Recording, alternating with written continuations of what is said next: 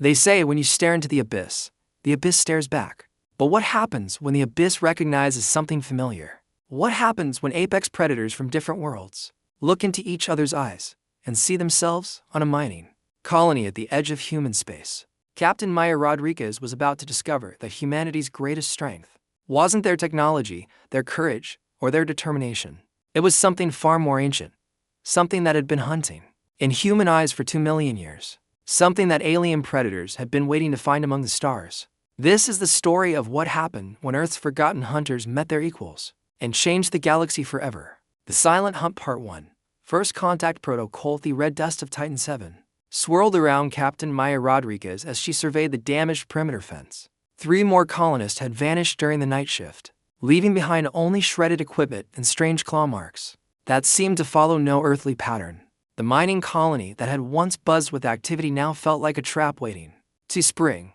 "Captain, you need to see this," called Dr. James Park from the edge of the excavation site. The xenobiologist's voice carried an urgency that made Maya's stomach tighten. She had known James for 2 years, and he rarely showed concern about anything that didn't involve endangered plant species. Maya jogged across the compound, her boots crunching on the crystalline sand that covered everything on this forsaken planet. Titan 7 was supposed to be a simple mining operation, rich mineral deposits, no intelligent life, minimal environmental hazards. The survey teams had somehow missed the most important detail. "What have you found, James?" Maya asked, crouching beside him at the rim of the excavation pit. James pointed to a series of markings in the hardened clay wall. "These aren't random scratches. Look at the pattern." His finger traced along grooves that formed complex geometric shapes. "This is deliberate marking. Territorial boundaries, hunting routes, maybe even a form of communication." Maya studied the markings more carefully. Each symbol seemed to flow into the next, creating an intricate design that spoke of intelligence and purpose. "How long have these been here?" "Based on the mineral deposits covering them, at least 50 years, maybe longer." James stood and brushed the dust from his knees. "Captain, whatever's been taking our people, it's been planning this for decades." A chill ran down Maya's spine that had nothing to do with the thin atmosphere. She had faced hostile forces before during her military service, but never something that could plan operations across multiple decades. "Have you identified the species responsible?" "I'm calling them Vorthic, based on the sound patterns we've recorded." James activated his data pad, showing Maya a series of audio waveforms. "Listen to this." The speakers crackled with a sound like grinding stone mixed with whispered wind. Beneath the alien noise, Maya detected something that made her trained mind snap to attention. The sounds followed rhythmic patterns like coded military communications. "James, play that again." Slower this time. As the recording played, Maya closed her eyes and focused. Years of combat experience had taught her to recognize the subtle patterns of coordinated attacks. The Vorthic communications contained timing markers, directional indicators, and what sounded like tactical assessments. "They're not just intelligent," Maya said quietly. "They're military." Before James could respond, the colony's alarm system erupted in harsh warning tones. Maya's communication device buzzed with incoming messages from sector guards posted around the perimeter. "Captain Rodriguez, we have movement on the northern ridge," reported Sergeant Kim's voice. "Multiple contacts. Moving in formation." Maya activated her scope display, linking to the automated surveillance network. The screen showed thermal signatures moving across the rocky terrain beyond the colony. The patterns made her breath catch. Perfect flanking maneuvers, coordinated timing, disciplined spacing between units, all personnel to defensive positions. Maya commanded through the communication system. "This is not a drill." Repeat, "This is not a drill." Colonists scattered across the compound, taking cover behind mining equipment and prefabricated barriers. Maya and James moved toward the command center, but stopped when a new sound cut through the alarm noise. A long, haunting call echoed across the desert. Within seconds, answering calls came from multiple directions, surrounding the colony. Maya recognized the tactical significance immediately. The Vorthic were announcing their presence but not attacking. This was psychological warfare. "Captain," James whispered, staring at his motion sensors. "They're not advancing, they're just watching." Maya raised her binoculars and scanned the ridgeline. Movement caught her eye, and she adjusted the focus. What she saw made her lower the binoculars slowly. A creature stood silhouetted against the alien sky, roughly humanoid but larger and more powerful. Its stance radiated confidence and intelligence. Most unsettling of all, It seemed to be studying the colony with the same methodical attention that Maya was studying it. James, are you recording this? Everything. Captain, look at its posture. That's not a mindless predator. That's a commander evaluating an opponent. The creature on the ridge made a gesture with one elongated arm. Immediately, the other thermal signatures began moving in perfect synchronization, not charging toward the colony, but repositioning to maintain optimal observation angles. Maya felt a strange mixture of fear and fascination. They're not hunting us, she realized. They're studying us. For the next 3 hours, the Vorthik maintained their positions around the colony. No attacks came, but the psychological pressure was immense. Colonists huddled in their shelters while Maya and her security team tried to understand what the aliens wanted. As the alien sun began to set, casting long shadows across the desert, the Vorthik calls resumed. This time, the sounds were different. Less aggressive, more questioning. James worked frantically with his audio analysis equipment. Captain, I think they're trying to communicate, he said. The tonal patterns have shifted. This sounds like inquiry rather than threat. Maya made a decision that went against all her military training. I'm going out there. Captain, that's suicide, protested Sergeant Kim over the communication channel. Maybe. But hiding in here isn't solving anything. Maya checked her sidearm and moved toward the main gate. James, keep monitoring their communications. If this goes badly, you'll have valuable data for whoever comes after us. Maya walked slowly across the open ground between the colony and the nearest Vorthik position. Each step felt like an eternity, but she forced herself to maintain steady, confident movements. Predators could smell fear, and she suspected these creatures were far more perceptive than ordinary predators. 50 meters from the colony gate, Maya stopped and waited. She could feel eyes watching her from multiple directions, but she kept her gaze focused ahead. After several minutes, a figure emerged from behind a rock formation. The Vorthik was even more impressive up close, standing nearly 3 meters tall. Its body was covered in natural armor that looked like crystalline scales. Her arms moved with fluid grace, and its head bore 6 eyes arranged in pairs. Despite its alien appearance, something about its movements reminded Maya of her old drill sergeants. Disciplined, professional, dangerous. The creature approached to within 20 meters and stopped. For a long moment, they simply studied each other. Maya found herself analyzing the alien's stance, equipment, and behavioral patterns with the same attention she once applied to enemy soldiers. Then the Vorthik did something unexpected. It lowered its primary arms and took 3 steps backward.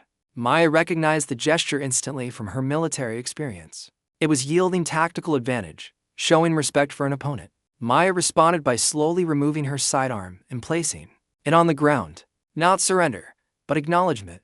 The Vorthik tilted its head in what might have been approval. James, Maya said quietly into her communicator. Are you getting this? Recording everything. Captain, this is incredible. The Vorthik made a complex gesture with its secondary arms, then pointed toward the desert. Maya understood. It was inviting her to follow. Against every instinct of self-preservation, she nodded. They walked together across the alien landscape, maintaining careful distance but moving in the same direction. Maya noticed that the Vorthik moved with the fluid efficiency of a trained soldier. No wasted motion, constant awareness of surroundings. Perfect balance between caution and confidence. After 20 minutes of walking, they reached a clearing where more Vorthik waited. Maya counted at least 12 individuals, all watching her with obvious intelligence. The one who had guided her made a series of sounds that resembled a formal introduction. An older Vorthik approached, its scales bearing intricate patterns that suggested age and status. When it spoke, Maya heard something that made her heart race. Beneath the alien sounds were rhythmic patterns that reminded her of military cadences from her training days. You understand, Maya said quietly, looking directly at the elder Vorthik. You know what we are. The elder creature made a sound that James later identified as the Vorthik equivalent of laughter. It gestured toward Maya, then toward the other Vorthik, then back to Maya. The message was clear. Recognition. Recognition. Maya felt a profound shift in her understanding. The Vorthik hadn't been hunting the colonists. They had been testing them, evaluating them, trying to determine if humans were worthy of recognition as fellow predators. The missing colonists, Maya realized, had probably panicked or shown fear. The Vorthik had no use for prey animals that had somehow acquired technology. But Maya's response, her willingness to face them directly, had earned their respect. As the alien sunset painted the sky in shades of purple and gold, Maya stood among creatures that evolution had shaped on a world light years from Earth. Yet, somehow, she felt more at home than she had in years. These were warriors just like her, different in appearance, but identical in spirit. The elder Vorthik approached Maya and extended one of its primary arms. Maya understood the gesture and grasped the offered appendage. The scales felt warm and alive beneath her fingers. In that moment, humanity made its first contact with an alien species that recognized them not as explorers or diplomats, but as something far more fundamental. Fellow hunters, kindred predators, shaped by different worlds but driven by the same ancient instincts. As Maya walked back toward the colony, surrounded by her new Vorthik escort, she knew that everything had changed. Humanity was no longer alone in the universe. They've found their equals among the stars. The recognition 3 days after first contact. Captain Maya Rodriguez stood in the colony's expanded communications center, watching feeds from surveillance drones positioned around Vorthik territories. Dr. James Park worked at multiple data stations, analyzing behavioral patterns and attempting to decode the increasingly complex communications between human and alien forces. The situation had become more complicated than anyone anticipated. Captain, incoming transmission from Fleet Command, announced Communications Officer Torres. Admiral Hassan wants a full briefing on the contact protocols. Maya grimaced. Fleet Command had responded to her initial reports with predictable military thinking. They were sending reinforcements under the assumption that humanity was facing a hostile alien threat. Commander Marcus Steele was en route with a full battle group, expecting to find a colony under siege. James, what's the status on translation? Progress, Maya asked. It's fascinating, Captain. The Vorthik language includes tactical concepts that don't exist in any human military doctrine. They have specific terms for worthy opponent evaluation, honorable hunt conclusion, and pack integration protocols. James paused his analysis to look at Maya directly. They've been trying to figure out how to incorporate us into their social structure. Incorporate us how? As equals. Their society is built around hunting prowess and tactical intelligence. They've never encountered a species that demonstrates both qualities while also showing restraint and strategic thinking. Before Maya could respond, the perimeter alarms activated. But instead of the harsh warning tones that indicated threat, they triggered the new harmonious sequence. That meant Vorthik visitors were approaching under peaceful intentions. Captain, called Sergeant Kim from the observation post. We have a small Vorthik delegation approaching. Different individuals than yesterday's contact group. Maya grabbed her field equipment and headed for the main gate. Over the past 3 days, she had learned to recognize different Vorthik individuals by their unique scale patterns and movement and styles. The approaching group included one that she had never seen before, distinguished by elaborate markings that suggested high status. The delegation stopped at the usual distance, and Maya walked out to meet them. The unknown Vorthik was elderly even by their standards, with scales that had darkened to deep bronze with age. When it spoke, the sounds carried a weight of authority that needed no translation. James, are you picking this up? Maya asked through her communicator. Recording everything. Captain, the linguistic patterns are incredibly complex. This individual is using formal protocols that suggest ceremonial importance. The elder Vorthik gestured toward Maya, then toward the sky, then made a complex motion that seemed to encompass the entire desert. It was trying to explain something significant. Captain Rodriguez. Came a new voice through the communication channel. Lisa Chen, the colony's best tracker and scout, had arrived from her patrol route. Permission to approach. Granted. We need all the help we can get understanding this. Lisa Chen had an unusual background for a colonial employee. Former military, like Maya, but specialized in reconnaissance and survival training.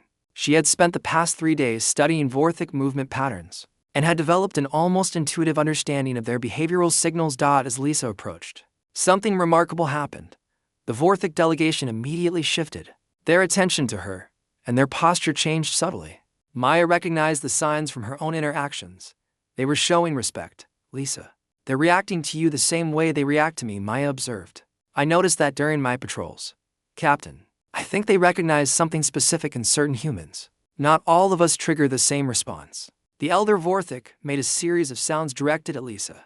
She listened carefully, then did something that amazed Maya. Lisa responded with a combination of human words and attempted Vorthik vocal patterns. The alien's reaction was immediate and enthusiastic. They exchanged rapid communications among themselves. Then the elder approached both women with obvious excitement. Lisa, how did you know how to do that? Instinct, I guess. The sound patterns reminded me of tracking calls my grandfather taught me. He was Lakota, and some of the hunting communications are similar. James's voice crackled through the communicator with barely contained excitement. Captain, I'm analyzing the audio patterns. Lisa just successfully used human hunting vocalizations to approximate Vorthic greeting protocols. The linguistic similarities are extraordinary. The elder Vorthic gestured toward the horizon, then made the universal sign for following. Maya understood. They were being invited to witness something important. The journey took them deep into Vorthic territory, through landscape that showed clear signs of intelligent modification. Hunting paths had been carved into rock faces, observation posts built at strategic locations, and water sources carefully maintained for optimal wildlife management. This isn't just habitat, Maya realized. This is a military installation disguised as natural terrain. Their destination was a massive cave complex built into the side of a mountain. As they approached, Maya saw other Vorthic emerging from concealed positions. The security around this location was impressive by any military standard. Inside the caves, Maya and Lisa found themselves in what could only be described as a war room. Carved stone surfaces displayed tactical maps of the surrounding region, marked with symbols that indicated patrol routes, defensive positions, and strategic resources. But most impressive were the newest additions to the displays. Crude but recognizable representations of human equipment, colony layouts, and what appeared to be analysis of human tactical capabilities. They've been studying us as intensively as we've been studying them, Lisa whispered. The elder Vorthic led them to a specific section of the war room, where ancient symbols covered the walls. These markings were clearly much older than the recent human-related additions. James would later identify them as historical records spanning thousands of years through a combination of gestures, vocalizations, and crude drawings. The elder began to tell a story. Maya and Lisa watched in fascination as the tale unfolded. Long ago, the Vorthic had been the apex predators of their world. They had developed intelligence, technology, and sophisticated hunting strategies, but they had always been alone in their dominance. No other species on their planet had evolved to challenge them intellectually. Then came the others, mechanical beings that fell from the sky in ships of metal and energy. These invaders were not alive in any sense the Vorthic understood, but they were intelligent and incredibly dangerous. They had waged war against the Vorthic for generations, forcing the proud hunters to retreat to hidden strongholds. The mechanical invaders had one weakness. They could not understand unpredictability, creativity, or the intuitive leaps that living minds made during combat, but they were superior in numbers, technology, and raw destructive power. Captain, Lisa said quietly, I think they're trying to tell us that these mechanical beings are still out there, still a threat. The elder Vorthic confirmed Lisa's understanding with enthusiastic gestures. Then it did something that changed everything. It pointed to the human women, then to the ancient Vorthic warriors depicted in the cave paintings, then to the mechanical enemies. Maya felt a chill of understanding. They want us to help them fight. But before anyone could respond, the cave's alarm system activated. Vorthic guards rushed in with obvious urgency, communicating rapidly with the elder. Maya didn't need translation to understand the message. Something was coming. The elder Vorthic led Maya and Lisa to an observation chamber carved into the mountain's peak. Through crystal windows, they could see the desert stretching to the horizon.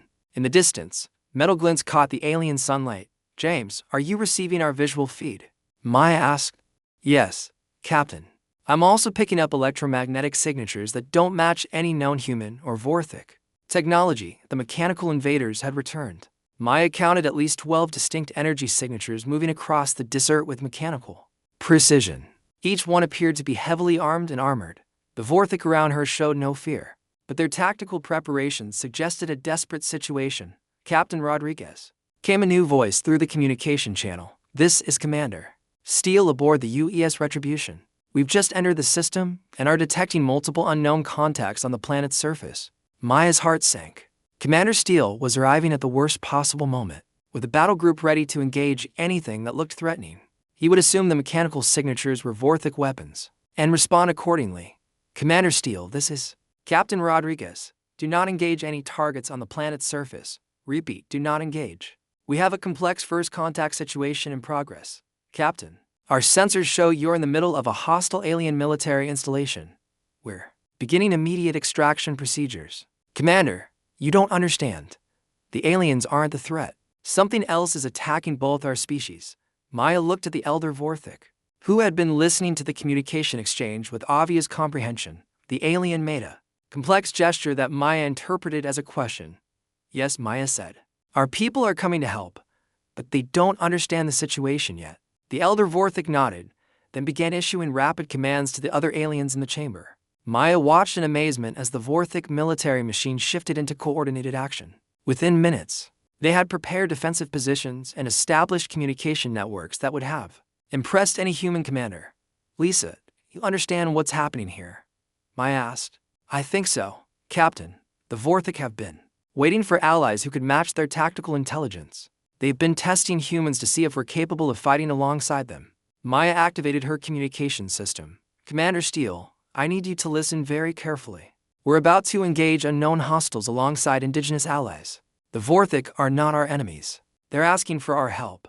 There was a long pause before Steele's response. "Captain, are you suggesting we form a military alliance with an alien species we've known about for less than a week?" Maya looked around the war room at aliens who had spent years preparing for this moment. She saw tactical intelligence that matched anything humanity had produced, combined with hunting instincts that evolution had perfected over millions of years. "Commander, I'm suggesting we've found our equals among the stars, and right now, they need our help to survive." The mechanical invaders were moving closer to both the Vorthic stronghold and the human colony. Within hours, both species would be fighting for their lives against an enemy that threatened everything they had built. Maya realized that humanity's first real test as a galactic species was about to begin, not as conquerors or diplomats, but as allies to fellow hunters who had recognized the same predatory spirit that had carried humans from Earth to the stars. The Allianza Commander Marcus Steele materialized in the Vorthic war room via emergency transport, his expression shifting from military skepticism to amazed comprehension as he took in the sophisticated tactical displays surrounding him. Captain Maya Rodriguez watched his reaction carefully, knowing that the next few minutes would determine the outcome of humanity's first interstellar alliance. "Captain Rodriguez, your report didn't adequately convey the complexity of this situation," Steele said, studying the cave chamber that had been carved into a command center rivaling anything in the human fleet. The elder Vorthic approached Steele with measured steps, and Maya noticed immediately that the alien's posture showed the same respectful attention it had given her during first contact. The recognition was mutual and instantaneous. "Commander, meet Thexmore." "What I believe is the equivalent of a general in Vorthic society," Maya said. "Thexmore. This is Commander Steele, leader of our military response force." Steele extended his hand in the universal gesture of greeting, and Thexmore grasped it with one of his primary appendages. The handshake lasted several seconds longer than necessary, as both military leaders assessed each other with professional interest.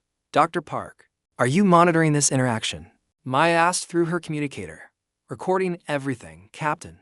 The behavioral patterns suggest mutual recognition of command authority. Commander Steele is triggering the same respect response that you and Lisa demonstrated." Lisa Chen moved to one of the tactical displays, pointing to the advancing mechanical signatures. "Commanders, we have immediate tactical concerns. The hostiles are approximately 6 hours from effective weapons range of both our colony and the primary Vorthic settlements." Thexmore made a series of rapid vocalizations while gesturing at the displays. Maya had learned enough Vorthic communication to understand the basic meaning. "He's offering to share intelligence about enemy capabilities and tactical patterns," Maya translated. "These mechanical beings have been attacking Vorthic positions for generations. They know their weaknesses." Steele studied the alien tactical displays with growing interest. "Captain, these are sophisticated military analyses. Look at these projected attack patterns and resource allocation strategies. Whoever created these systems understands warfare at a level comparable to our best strategic computers. The Vorthic created them, Commander. They've been fighting this war longer than human civilization has existed." One of Steele's communication officers interrupted from the fleet above. "Commander, we're detecting energy buildup from the approaching contacts. Preliminary analysis suggests weapons charging sequences." Thexmore apparently understood enough human technology to recognize the warning. The elder Vorthic moved to a communication console and began issuing commands that were immediately relayed throughout the mountain complex. "What's happening?" Steele asked. Maya had witnessed Vorthic military preparation over the past few days and recognized the signs. They're activating their defensive systems and preparing for coordinated assault tactics. "Commander, I recommend we integrate our forces with theirs separately. Neither of our species has sufficient firepower to defeat these mechanical invaders. Together, we might have a chance." Steele activated his command interface, displaying holographic representations of his battle group's capabilities. "We have 12 cruisers, 48 fighters, and full orbital bombardment capacity. What are the Vorthic bringing to this alliance?" Thexmore approached Steele's display, and began manipulating the holographic controls with surprising dexterity. The alien added new elements to the tactical overview, showing hidden Vorthic installations throughout the mountain range, underground weapon systems, and mobile hunting packs armed with energy weapons that registered as highly advanced. Impressive. Steele admitted, their ground-based capabilities complement our orbital assets perfectly. Captain Rodriguez, do you believe we can establish effective coordination protocols in the time available? Before Maya could answer, Dr. Park's voice crackled through the communications system with obvious excitement. Captain, I've been analyzing the audio exchanges between Lexmore and Commander Steele. The Vorthic are using tactical terminology that translates almost directly into human military concepts. Their command structures are remarkably similar to ours. Lisa Chen looked up from the enemy analysis displays. That makes sense. Both our species evolved as pack hunters before developing technology. Similar pressures would produce similar organizational solutions. Lexmore made a complex gesture toward Steele, then activated a section of the cave wall that Maya hadn't noticed before. The stone surface slid away to reveal a chamber containing what were unmistakably battle armor and weapons designed for humanoid physiology. They've been preparing for this alliance, Maya realized. The equipment modifications, the tactical integration studies, the communication protocols.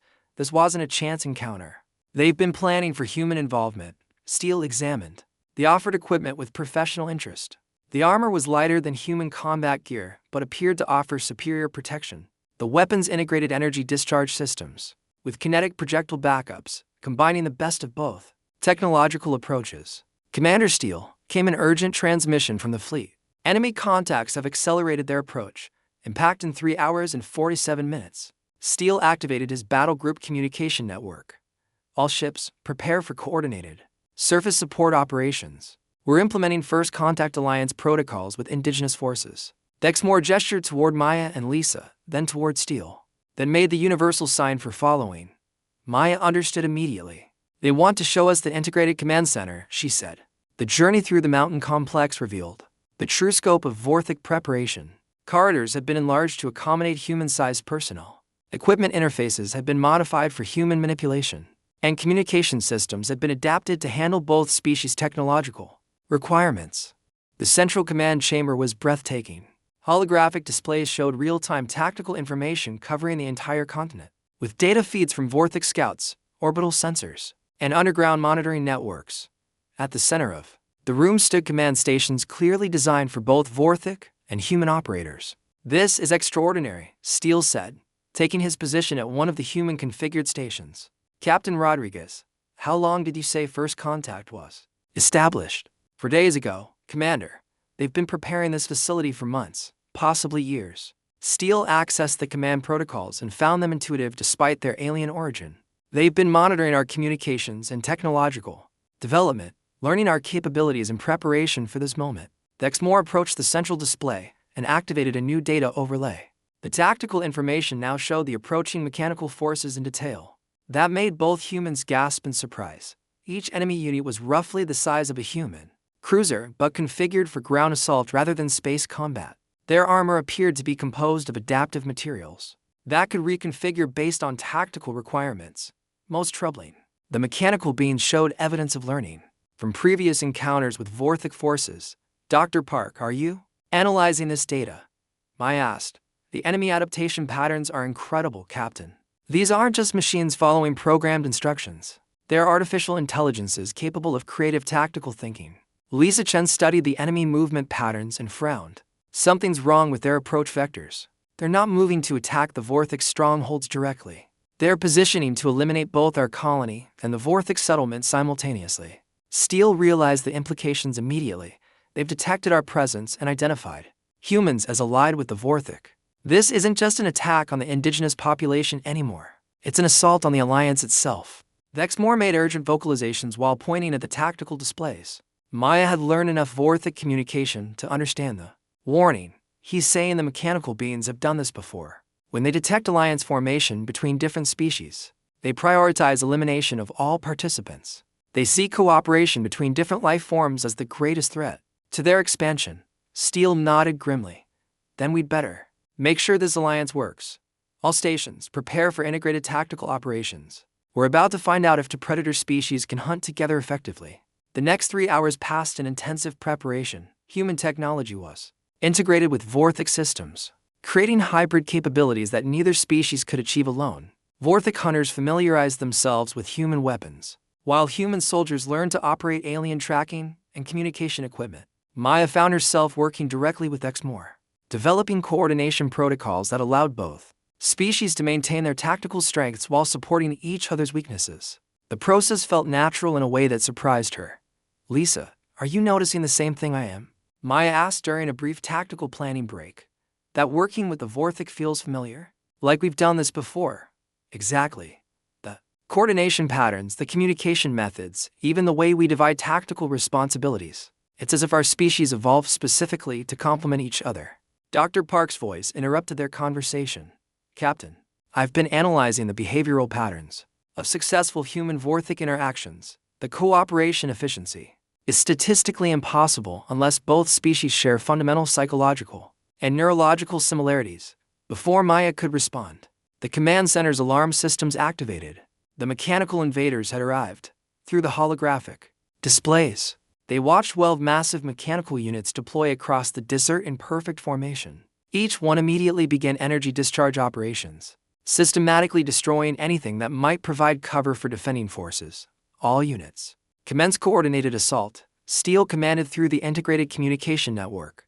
The battle that followed demonstrated something that neither species had achieved alone. Human orbital firepower created openings that Vorthic ground forces exploited. With devastating precision, Vorthic hunting tactics provided targeting information that allowed human weapons to strike with unprecedented accuracy. Maya watched in amazement as the Alliance proved itself in combat. When human technology was overwhelmed by enemy adaptation, Vorthic creativity provided solutions. When Vorthic forces encountered obstacles beyond their capabilities, human engineering offered alternatives. The mechanical invaders found themselves facing something they had never encountered in centuries of warfare to predator species working in perfect coordination, combining technological innovation with hunting instincts that evolution had perfected across different worlds. Captain Rodriguez, Steele called from his command station. The enemy is retreating. All 12 units are withdrawing at maximum velocity. Maya looked at Exmoor, who made a complex gesture that needed no translation. Victory.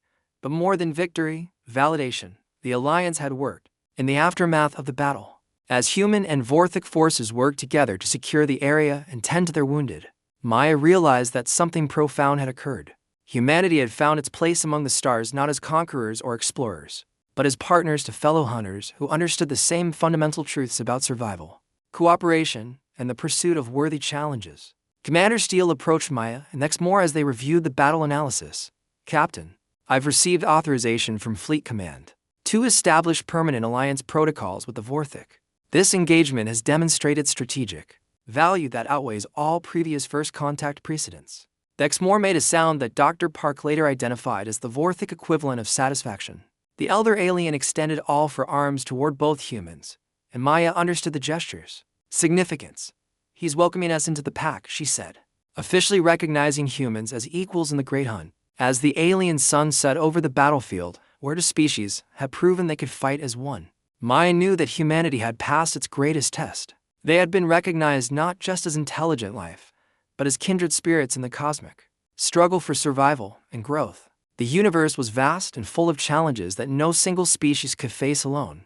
But now humanity knew they wouldn't have to. Among the stars, they had found their hunting partners. The alliance between humans and Vorthic would grow stronger in the years that followed, as both species learned that the greatest strength lay not in individual prowess, but in the recognition that true predators understood when to hunt together. In the end, the mechanical invaders had been right about one thing. Cooperation between different life forms was indeed their greatest threat. They simply hadn't realized that some species were destined to hunt as a pack across the vastness of space itself.